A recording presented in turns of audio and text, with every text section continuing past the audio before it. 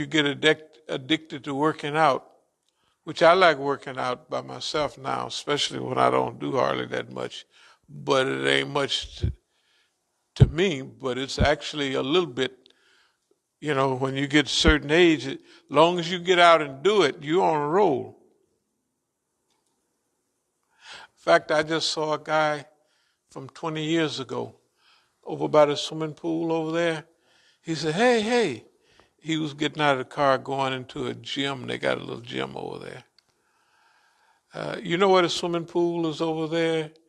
Okay, there's on Ridge Road, I think that's Ridge. Ridge going, yeah. There's a running trail over there. There's all kind of stuff. Basketball courts. There's a football thing where sometimes you see. Yeah, yeah. I go over there and park right by the swimming pool, and I walk down the hill, run up the hill, walk down the hill, and I do a few. It's fine. It's a workout. I keep telling myself, see, you just getting yourself ready for the hills, because when you go to California, wherever you go, it's going to get you in shape. If you just leave going down the hill, that's over almost a half a mile or a quarter a mile just going down the hill. And if you were to run back up the hill, that would technically hold you. But that was, man, when you think about what we used to do, 8 and 10 miles a day with heavy weights, sweat bag on, full of sweat. When I used to finish, I would lean over and pull my thing up like this, and a whole quart of liquid would come out every time. We was running that serious. And then, like when you taste the sweat going in your eyes or your mouth, stuff like that, when you haven't been doing it a while, you can taste the salt and everything. But after you done run that stuff out of you, you don't. That stuff is, even the stuff that you're carrying along in that bag. It don't taste the same when you're really cooking, because you're cleaning that stuff out of you. Anyway, that's the way we. So anyway, adversity is a big deal. It's a good challenge. But this stuff right here, we want to talk about a little bit today. It's called post-traumatic growth. Okay, let me explain where we're at right now. Right now, we're leaving out of, like, if this is the 30th, all of this month I'm going to write articles, and then I just give them to you, and we'll, like we used to do the As-Sabiquns before. I mean, I got stacks of notes, I got notebooks, all that, but I didn't do no writing for about 10 years. Because this time was a period of chronicling, and you can see it in all the things, archiving, chronicling, a lot of research, and a lot of personal growth and development. So this thing that we're talking about now, they have post-traumatic syndrome, and they even got what the Negroes coined one, post-traumatic slave syndrome. Have you heard of that one? No, that's the thing. They got it. They talk out the, yeah. Post-traumatic slave disorder. They say that black people, when they act the way they do, that's what it is. It's post-traumatic slave disorder. Because Negroes be making up names. But post-traumatic growth.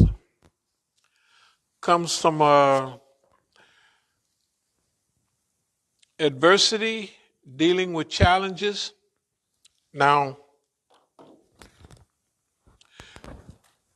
Europeans, all of a sudden for the last, not the last decade, but for the last several years, there's been a lot of research on this. They have clinics about this stuff, post-traumatic growth. Now, they feel that you have to go through this post-traumatic or trauma in order to really get the feel for post-traumatic growth. They feel, not I feel. Well, I'll just deal with what we feel. We believe that it helps in the appreciation of life. And I can verify all this stuff because I know what I feel like now. I know what everybody else was looking at what's been happening over the last, let's call it the last decade, but especially in the last 8 years or so. That's why we decided this is something that we induced.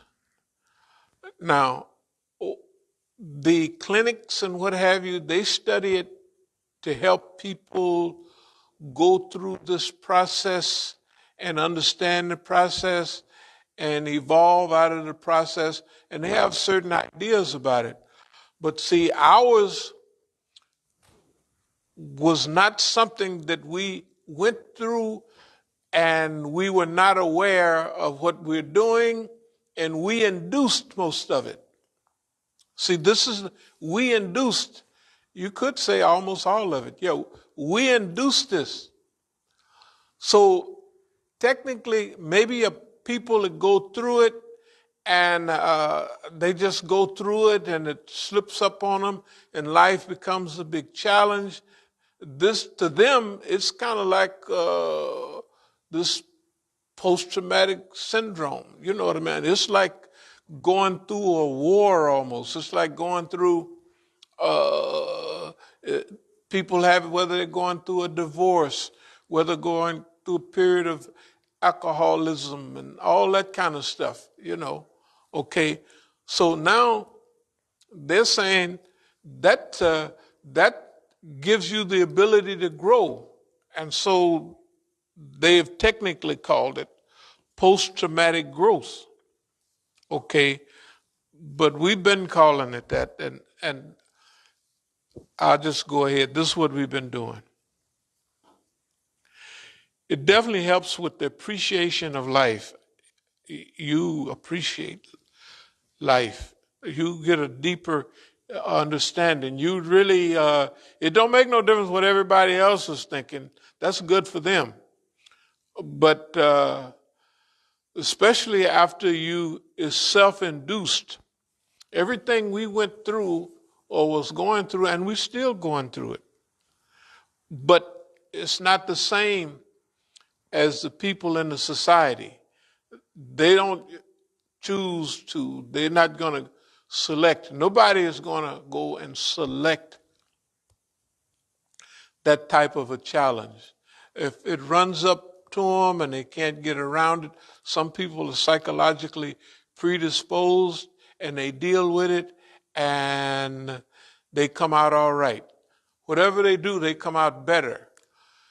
Most of the people, a lot of them come out better, but a lot of them are very challenged by this relationship. So it opens up new possibilities in life. You begin to see, like the Quran says, Allah helps you by avenues you never even expected. Personal strength, Spiritual change, definitely. Even though you may already be spiritual, but it uh,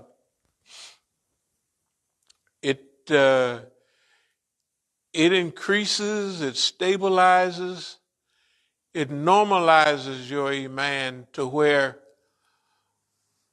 what you're dealing with is normal for you. That's all the way it's normal for you. And other people got their own levels, but it's normal.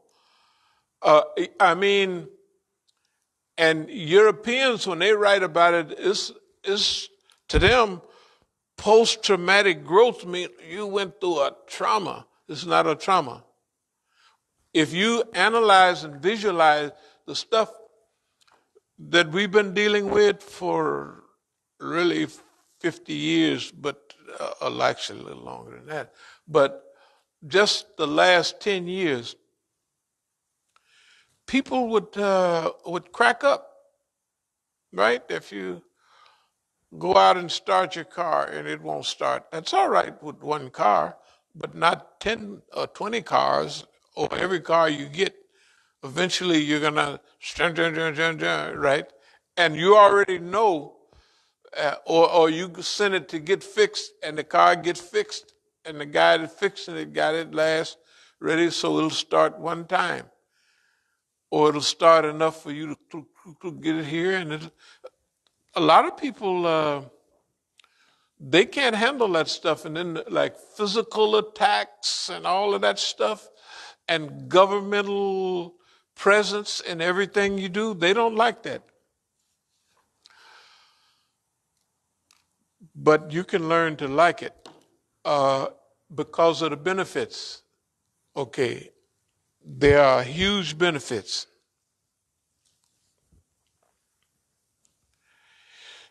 It actually takes you through a spiritual change. You begin to have a spiritual transformation. No matter where you was already, you go through a spiritual transformation, evolution, or whatever. That is what happened. Okay.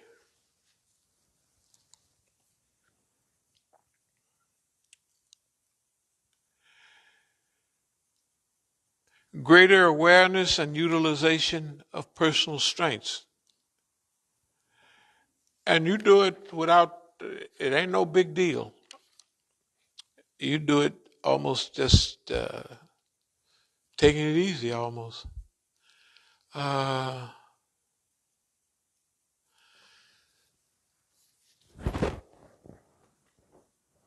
it's not, utopia means good place. It don't mean like heavenly. And I put down here, utopia, good place, 85%. Now that's just some number that I have in my head of what would be a good society. In other words, this society is 85% good. You know what I mean? And only a few percent questionable, and only a few percent like bad. But 85% is good. In America, if you look at America, you would probably see that it's somewhere, just say 30% good. I mean, it's way down there. And then for the people that it's good, they're not happy with it. And the people that are trying to be happy, they don't have the wherewithal, or they don't have the money, they don't have the bills, especially now. It's not 50 years, 40 years ago, all that, when you could work, when the father could work one job and hook up everybody in the family. And now, can you imagine people have two? I've heard of people having three jobs. I don't know if they really do, but I've heard of it. And two jobs, and two low-paying jobs too. Anyway, See, a lot of this goes along with what are you going to take? What are you going to put up with? What's your level of contentment? You know, and how much are you willing to strive and sacrifice for contentment? You normalize contentment.